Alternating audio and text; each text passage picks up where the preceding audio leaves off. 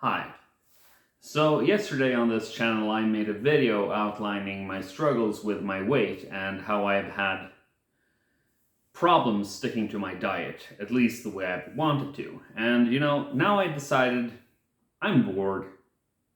So instead of having to sit and just, think about food, I thought, what if I just make an unstructured video ranting about a topic of my choosing? Completely unhinged, or rather unstructured. But a topic of my choosing, and I get to speak my mind. That sounds like fun to me, so I think I will do it. And my first hot take is that Studio Ghibli is overrated. How's that for a hot take? I know. This is not a very common opinion, at least if you listen to opinionators online or whatever you want to call them. People are praising the studio left and right and up and down and all the directions you can think of, even the ones that don't exist. And, given this extremely high acclaim that the studio and director Hayao Miyazaki is his name, right? Yeah, it is his name. That director, Hayao Miyazaki, their reputation is insane. It's like people think that everything they do is just pure gold. And I thought to myself, you know what? I'm gonna watch some of these movies. People say they're so great. They are so well regarded, they're respected, so I will watch them and I will have a wonderful time. And so I did. And I watched multiple of them. It's not like I just watched one movie, decided, oh, this is not up to standards, therefore I must make this rant. No, I managed to walk through life watching several of these movies. And no matter how many I've watched, my opinion hasn't changed. I don't get the appeal. It's something about the movies, it's just like, why are they so highly praised? To one, like, I don't get it. I don't get why everyone thinks everything is a masterpiece. We can talk about a couple of different movies that I've seen, but to me, it feels like Studio Ghibli movies are sort of divided into these two categories. You have one category where you have movies that are sort of with a very, how to put it, traditional style of a plot. And then you have a movie surrounding that plot, and then they walk through that plot and blah, blah, blah. Plot resolves, movie ends. Great. And then you have the second category of movies, where you don't really have much of a plot at all. In fact, it's not really a plot that is the appeal of the movie at all. And then it's just, take in the scenery, take in the atmosphere, just let these characters sort of soak in the moment kind of movies.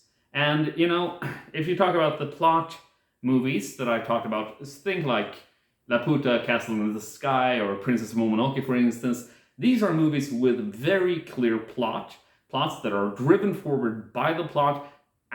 Like, things happen all the time, things are resolved at the end, and then the movie ends. But think like in the other category, where you don't really have much of a focus on plot. Think like, I don't know, Kiki's, is it Express Delivery Service or something? And My Neighbor Totoro.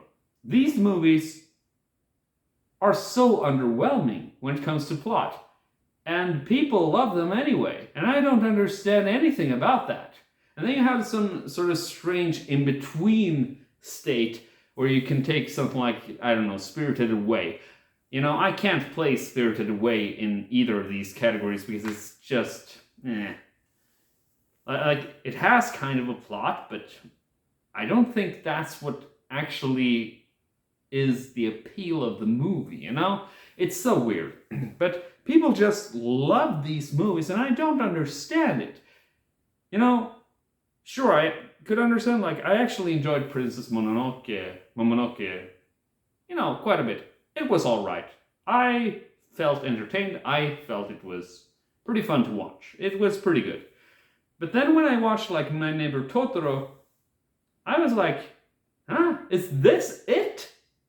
I like, it was just a bunch of atmosphere. You have a couple of girls go to live in the countryside with their father in this new house. Their mother is sick, and then they live there, and then they meet this Totoro guy thing, spirit, animal thing, And that's it! Nothing happens! Oh, the little one gets lost, but they find her. That's it! Like, nothing happens at all. Why is this such a highly acclaimed movie? I do not understand at all what is going on. Why do people like this?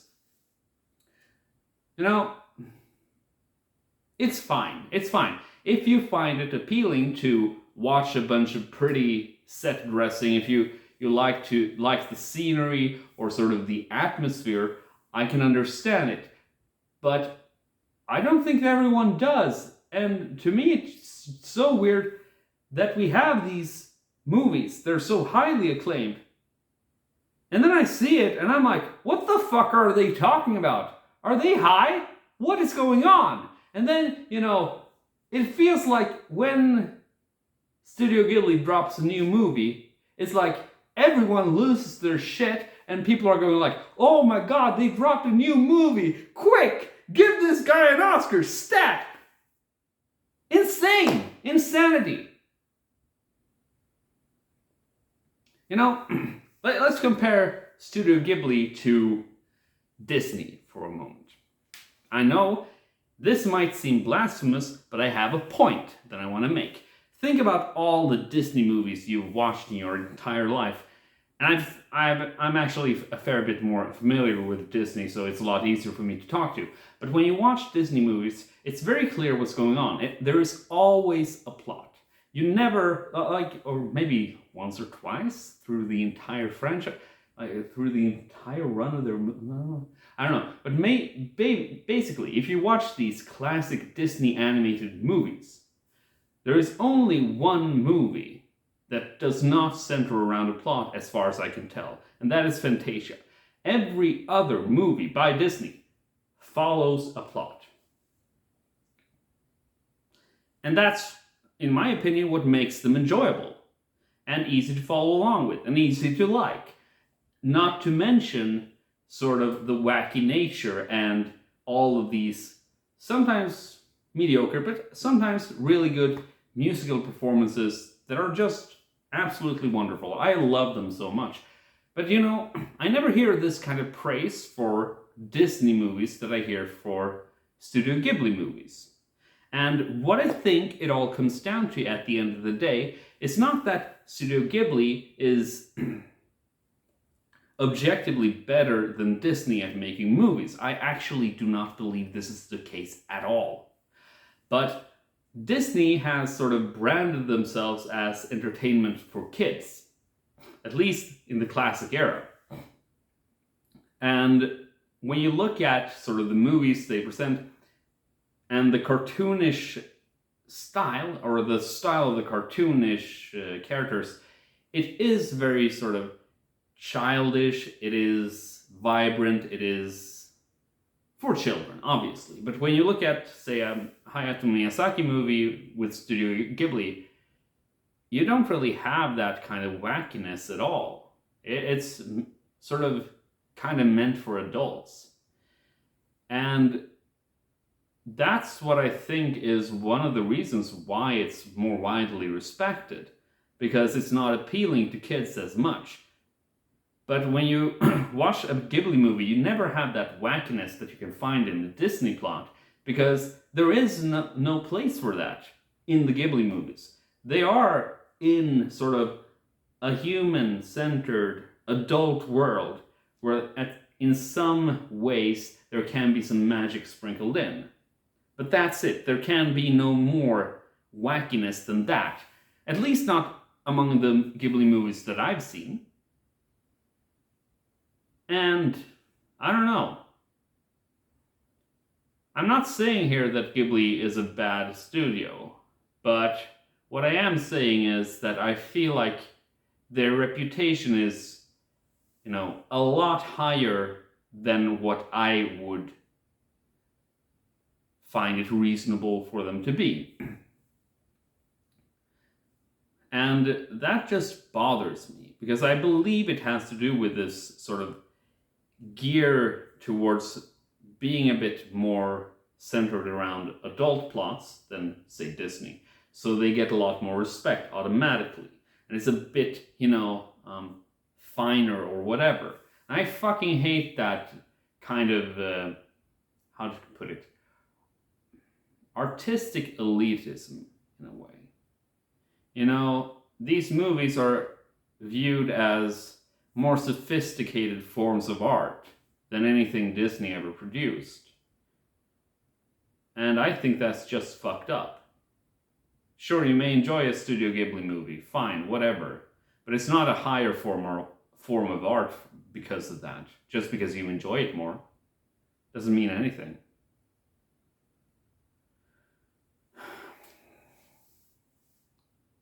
So, I'm thinking right now, do I have anything more to say on the topic? It's been quite unstructured so far, and I don't really care much about that. But, yeah, I don't think I have much more to add. It's just Studio Ghibli, with the reputation they have, you would expect every movie they put out to be an unparalleled masterpiece, the likes of which has never been seen before. And every time you watch a Ghibli movie, your life will fundamentally change. But it doesn't. Not once. And you may say, oh, you haven't watched the good Studio Ghibli movies yet. Well, fuck you, I've watched Spirited Away. Everyone likes Spirited Away, but I felt it was kind of mediocre. It was meh. I didn't enjoy it very much at all. And people are saying, oh, it's so good. Well, fuck you. I don't think it's so great. And I think it's overrated. I think the vast majority of Studio Ghibli is overrated. And I don't know. Maybe that's all I have to say right now. It's so fun having access to a smartphone, just being able to record your opinions and posting them online for everyone to see. It feels like my personal soapbox. And I can put out my opinion here, and I can put it on YouTube, and then you can sit there and write in the comments that you disagree, and I don't give a shit because I don't care about your opinion. No, I'm just kidding. If you actually write in the comments, I will read. But yeah, you're not going to change my mind. It's impossible to change my mind on this point. Like, oh yeah, I remember now. I have a lot more to say about the topic. Let's go. So, we have talked about so little so far. So I want to talk a bit more about what Studio Ghibli is. And one of the things I think people find appealing about Studio Ghibli and why they think the movies are so much better than I think they are has to do with sort of the visual style, right? People think it's beautiful and it feels very nice atmospheric wise. They love that shit. I don't know. I assume they do, because what else is there to like in movies that don't have a plot, right? So, where do we go from here? I thought about this for a moment. Like, I have read this webcomic called One Punch Man. And you may know about the anime called One Punch Man, based on the manga One Punch Man.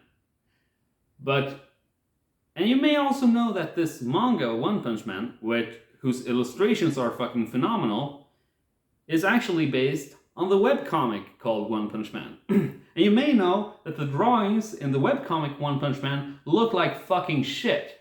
And you may notice the difference in quality drawing-wise, of these two stories. And if you read both of these, you may also have noticed that this story sucks right now compared to this story in the webcomic, which is still actually pretty good. Like, just visually pleasing aesthetics means nothing to me when I watch media. Really, it doesn't. As long as everything else is great, I don't really care much about visuals past the point where they successfully manage to convey sort of what's going on. If they manage to do that, I'm completely fine with visuals that look like ass. If the story is surrounding that visuals is good, then I don't really care very much. And to me, it feels like many people care more about the visuals and the spectacle around it all than the story being told. And I think that is one of the reasons why Ghibli movies are so well liked and critically acclaimed. It's not because there is some objective measurement of how much better they are as stories, because let's face it, take Kiki's Express Delivery or whatever. The story is about a girl witch who goes to a town, which is sort of inspired by Stockholm or something, and then she uses her ability to fly on a broomstick to try to start a delivery business, and then she does that for a while. It doesn't really work out very well. It's not so fun. She gets sort of disillusioned with living in this new town, and then she kind of loses her powers for a bit. Then she meets a girl that she spoke to before, and that girl gives her some advice on how to get her mojo back, and then she gets her mojo back in the end of the story. That's underwhelming. I'm sorry to tell you, but that's an underwhelming story. There isn't much to be happening there plot-wise. In fact, if you say you watch Kiki's Delivery Service for the plot, it would be like you're saying, oh, I watched this porn movie because I really want to find out whether stepbro can get stepsis out of the washing machine. Like, you're not doing that. Nobody is doing that. There is something else going on. It's like you don't care about having plots. You only care about the atmosphere. While that's fine and all, I don't like that shit. I need more. I need more plot, you know?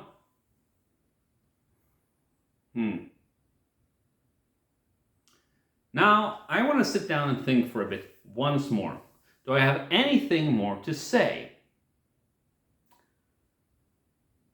You know, I don't think so. Honestly, I've said everything there is to say about the topic. They're overrated. I've explained why I think that is the case.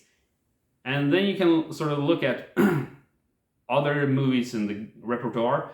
I'm sure that you've probably watched more movies from Ghibli than I have if you like them, but you know, I've actually tried to give them a fair shake. I've tried to watch several different movies with high critical acclaim. And you know, there are many things I like about the movies. I do like the music. It's often nice. But you know what I also like? These musical performance numbers in Disney movies. But you never have those in Ghibli movies. And you know, the art style can be very appealing sometimes. It looks nice. The atmosphere, like the sound design in combination with the visuals, really, it can be very appealing, very pretty, and I appreciate that. But that's just extra. That's just the extra bits. And sometimes you have Ghibli movies that just lack the substance to back these claims of their immense quality up properly. I've said that many times now, I feel, and I don't think I can defend that point further at this moment. And I don't need to defend this position at all, because I'm the one on the soapbox here, and nobody can stop me from posting this online. So yeah, I should stop talking right now. And if you disagree, feel free to leave a comment. I will read it, I may respond if I find it funny or something, but probably I just won't even see it to begin with. So, until next time, or whenever I feel like it, have a good one. Goodbye.